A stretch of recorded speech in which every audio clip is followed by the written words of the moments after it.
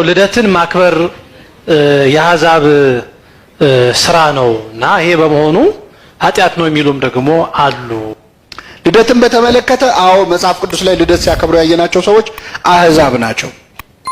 የኛ ትርጓሜ አሕዛብ ከጠባብ ወደ ሰፊ ከጨለማ ወደ ብርሃን የወጣንበት ቀን ነው ሲሉ ያከብራሉ የልደት ቀናቸውን ይላል።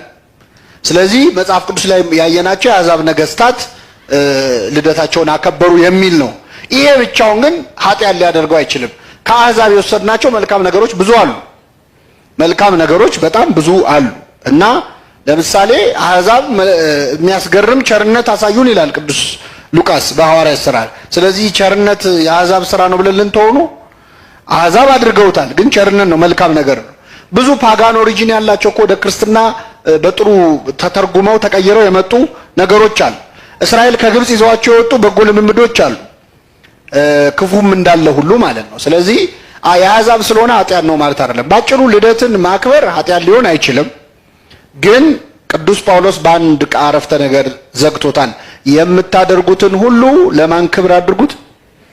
ለእግዚአብሔር ክብር አድርጉት። ልደት አስበ የተወለድክ ይመስል ራስህን ሰለብሬት የምታደርግበት ሳይሆን ከጠባብ ወደ ሰፊ ካለመኖር ወደ መኖር ያመጣህን አምላክ ምን የምትልበት እምናመሰግንበት ሆኖ ካለፈ መልካም ነው። ነዳያን የምናበላበት ይኸውላችሁ አሁን እዚህ ላይ ነው ነዳያኑ የሚመጣው። ወይም ሌላ በጎ ስራ የምንሰራበት ሆኖ ካለፈ የበረከት ቀን ሆኖ ሊያልፍ ይችላል። አንድ ጥቅስ እዚህ ላይ በጣም ጥሩ ነገር የሚያሳይ ልንገራችሁ። ሮሜ ምዕራፍ 14 ከቁጥር 5 ላይ ይህ አንድ ቀን ከሌላ ቀን እንዲሻል ያስባል፣ ያ ግን ቀን ሁሉ አንድ እንደሆነ ያስባል። እየሰማችሁ ነው? አንዳንዱ ሰው አንዱ ቀን ከሌላው ቀን እንደሚሻል ያስባል። አንዳንዱ ሰው ግን ቀን ሁሉ ያው ነው የሚል ሰው አለ። ኧረ እኔ ልደቴ ጉዳይ አይደለም የሚል ሰው አለ። ለአንዳንዱ ሰው ደግሞ ልደቱ በጣም ትርጉም ያለው ቀን ሊሆን ይችላል። አይችልም? በቃ የልደቱን ቀን እንዴት አኮረፍከኝ አኩርፎ የሚውል አለ፣ ደውለህ እንኳን አደረሰ ሳትለኝ ብሎ። ለአንዳንዱ ሰው ደግሞ ለካ ልደቴ ነበረ ይላል በሶስት ቀኑ። ቅዱስ ጳውሎስ ምን አለ? ይህ ሰው አንድ ቀን ከሌላ ቀን እንደሚሻል ያስባል፣ ያ ግን ቀን ሁሉ አንድ እንደሆነ ያስባል። እያንዳንዱ በገዛ አእምሮ አጥብቆ ይረዳ። ቀንን የሚያከብር ለጌታ ብሎ ያከብራል፣ የሚበላም እግዚአብሔርን ያመሰግናልና ለጌታ ብሎ ይበላል ይላል። ስለዚህ የምታደርጉትን ሁሉ ለማን ክብር አድርጉት? ለእግዚአብሔር ክብር አድርጉት። እያንዳንዱን ነገር ምንድነው እኛ አሁን ትንሽ ያለብን ችግር ከፈረንጅ የመጣ ነገር ሁሉ የሰይጣን ነው ማለት ልማድ አለብን። አሁን ኬክ ክብ ስለሆነ ክብ ፓጋን እንትን ነው ጥንቆላ ነው ምናምን ያሉ ሰዎች አሉ። ድፎ ዳቦስ ስለዚህ እንደዚህ ቢቀር ጥሩ ነው። ልደትን ማክበር ለማን ክብር መሆን አለበት? አንድ ዶክተር በሽተኛውን የሚያከመው በሽተኛውን ለመተባበር ብሎ አይደለም፣ እንጀራ መብላት ስላለበት። ከዚህ በፊት በሌላ ሚዲያ ተናግረዋል። በሽተኞች ማለት ለዶክተሮች ያልተመነዘሩ ቸኮች ናቸው። አልታከምም ብል እኔ ዶክተሩ ጦሙን ያድራል። ከነበሽታ መሞት መብቴ ነው እምቢ ብል ዶክተሩ ቀለጠ። እውነቴን እኮ ሐኪም ቤት አልሄድም ብል እዚህ ሀገር እንደውም አንድ ካሊድ ጅብራን ታውቁታላችሁ? እንደው ከኔ የበለጠ ኤፍሬም ያበጥረው ነበር እሱ ቢናገረው። ካሊድ ጅብራን ስለ ሰይጣን የጻፈው ጽሑፍ አለና ሰይጣን ከቄሱ ጋር ነው የሚደራደረው እና አንተን ልታመሰግነኝ ይገባል። እኔ ባልኖር እኮ ዓለም ላይ ያሉ ቤተክርስቲያኖች የሉም ነበር። እንዴት እኔን ትጠላኛለህ ይላል ቄሱ። በእኔ ጸልየህ ነው እንጀራ እየበላ ያለው ይላል ሰይጣን። እኔ ባልኖር ውሃ በላ። ስለዚህ በተዘዋዋሪ የኔ መኖር እየጠቀመ ነው። አሁን ሰይጣን ከዓለም ላይ ቢጠፋ የእምነት ተቋማት ተዘጉ። የእምነት ተቋማት ቢዘጉ ፓስተር ምን ይበላል?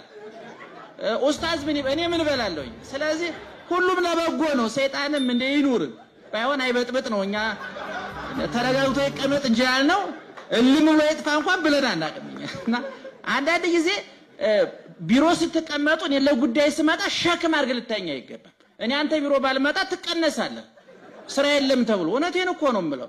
እኔ የምሰብከው ህዝብ ከዛሬ ጀምሮ እሸቱ እንዳትናገር ቢሉኝ እኔ መንግስተ ሰማያት ብቻ አይደለም ኪሴም ይደርቃል። ስለዚህ ሰሚዎችን አክብሬ መያዝ አለብኝ ማለት ነው። ደስ ብሏችሁ ስራችሁ ልትሰሩ ይገባል። በጎ አድራጎት አይደል፣ ልግስና አይደለም። የኛ ህዝብ ግብር እኔ አሜሪካን ሀገር ሲሄድ በጣም ከተረዳሁት ነገር አንዱ ሰው ግብር ሲገኝ ደስ ብሎት ነው የሚሰጠው። ምክንያቱም የሰጠው ብር አስፋልቱ ነው ያዋል፣ መብራቱ ነው ያዋል፣ ትምህርት ቤቱ ነው ያዋል። እኛ ሀገር የምንሰጠው ግብር ብዙ ጊዜ ሰው የሚያጉረመርመው ብሩ አስፋልት ሳይሆን ሰው ሆኖ ነው የምናገኘው።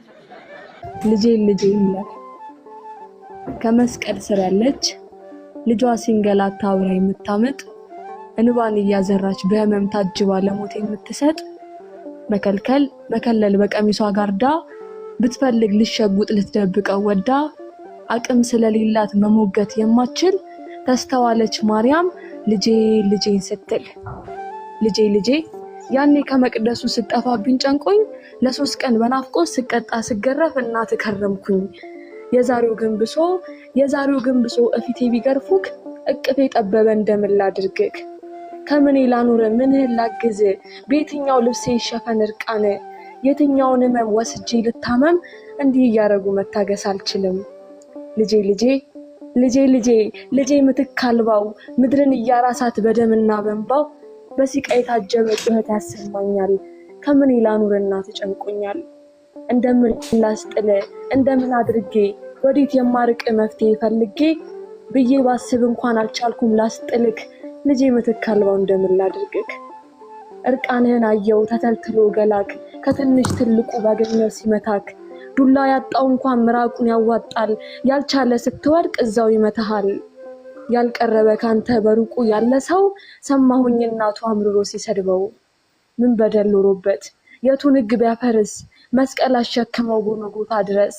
ያው ምርጥ መስቀል በጅራፍ ታጅቦ በገዳይ አስገዳይ በጨካኝ ተከቦ። ሆሳዕና ዕለት ለነግሱት የሻቱ በዘንባባ ደምቆ ተውቦ መሬቱ። እግር መሬት አይንካ እረፍ ከልብሳችን የዳዊት ንጉሥ ሆይ ግባ ንገስ በልባችን። ሆሳዕና ብለው ዘንባባን የዘነጠፉት ሰማሁኝ ባንድ ድምፅ ይሰቀል ሲሉት። በነገሱት ማግስት ለሞት ሊሞሽሩት ድግስ ያዘጋጁት ምን በደል ቢሰራ ምንስ ቢያገኙበት?